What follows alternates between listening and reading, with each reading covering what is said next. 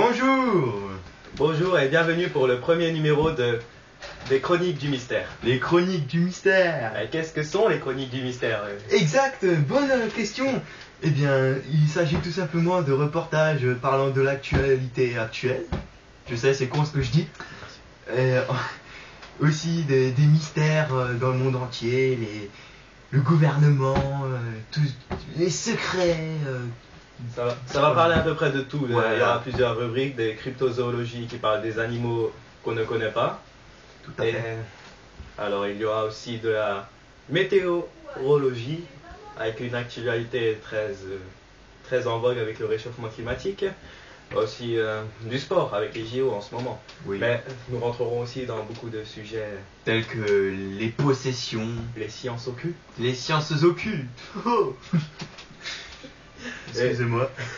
C'est l'émotion, c'est la première vidéo. Alors ça durera à peu près des sujets de... L'émission durera à peu près 10 minutes. Voilà, à peu près. Parfois 15, hein, ça dépend. Ouais, bon, je pense qu'on a tout dit, hein. Voilà. On peut commencer c'était l'un des premiers sujets. Vous expliquer à quoi consistent les chroniques du mystère. Ouais. Nous aimons aussi bien parler de tout ce qui touche à la vie extraterrestre. Tout à fait. La vie extraterrestre. Car il y a une vie ailleurs. Il y a une vie ailleurs. Et j'ai un perroquet. Moi aussi.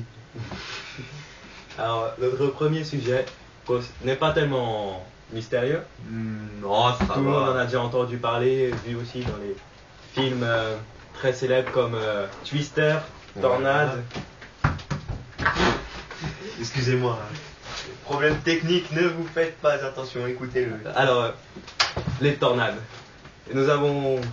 Les tornades. On pense pas qu'il y en a en France, ça a commencé l'année dernière avec des tornades en Belgique, ça descend vers la France. Tout à fait. Le 13 septembre, pour être précis, Ouais. 2007, ça a commencé. L'année dernière, on en a recensé plus de 100 en France et tous les ans, ça augmente de plus en plus. Nous pensons que ça a rapport avec le réchauffement climatique. Tout à fait. Le réchauffement climatique qui est non pas naturel, mais c'est à cause de l'homme et la pollution. Faut bien le préciser, ça aussi, beaucoup de personnes l'oublient. Car ce n'est pas un effet naturel. Sachons qu'il doit être là quand même pour maintenir une température à la surface de la Terre de 15 degrés sans laquelle la vie n'existerait pas. Bon, revenons aux tornades. C'était spécialement aux États-Unis que ça a commencé cet effet. Grâce au golfe du Mexique et au Canada, les vents froids descendaient et les vents chauds remontaient grâce à l'effet de Doppler qui est dû à la rotation de la Terre.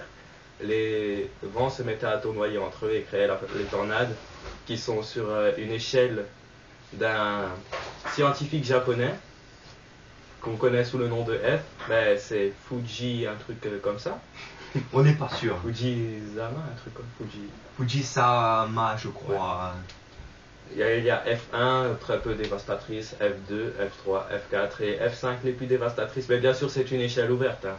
Ça peut toujours monter. Ouais, c'est comme l'échelle de Richter. Hein. On dit que le maximum c'est 9 ou 10, je me rappelle. 9. Mais sachez que tout est possible. Voilà, et donc hier, le 3 août 2008, Son en anniversaire. France, mon anniversaire, merci. Ah oui, un petit topo là-dessus, je veux pas trop faire, c'est vrai que c'est hors sujet, mais hier le 3 août, l'anniversaire de Keiichi Onizuka, malheureusement c'est le jour où il a perdu sa banane. Bon, revenons aux tornades. Et il y a eu une tornade en France. Vous avez bien entendu. Alors, 3 départements sont plus touchés, dans le nord, la Loire-Atlantique et près de la Bretagne. Près de la Bretagne, Ça peut se déplacer vers l'est, vers l'est, chez l'Alsace. près de la Pologne. Qu'est-ce que je raconte? C'est en France. Merci. Alors, voilà, nous avons terminé ce petit flash info sur les tornades. Tout à fait. Venons à notre sujet d'actualité. Soyez écolo. Oui, j'ai senti un effet non naturel s'est produit en ce moment même. Nous subissons l'effet de serre dommage. Oh putain. Oh et oui, Je me sens très serré là. les problèmes du direct, hein, qu'est-ce que vous voulez? Oh putain. Alors, les JO. Parle-nous des JO. Oui, Il y a Je suis spécialisé là-dedans. Les JO de Pékin 2008. 888 2008. 888 2008 en plus. Hein. Donc, oh putain, fou. Excusez-moi. Alors, mon compère Ryuji, vous voulez nous parler des JO, des Jeux Olympiques qui sont maintenant à J-5, J-4, c'est ça? Tout à fait. Alors, donc, comme je le disais, je suis spécialisé là-dedans. Donc, que dire? Eh bien, certaines personnes se plaignaient de manque, enfin, à cause de la vitesse à laquelle les places pour voir les JO dans le stade se sont vendues à une vitesse comme des petits pains. Hein.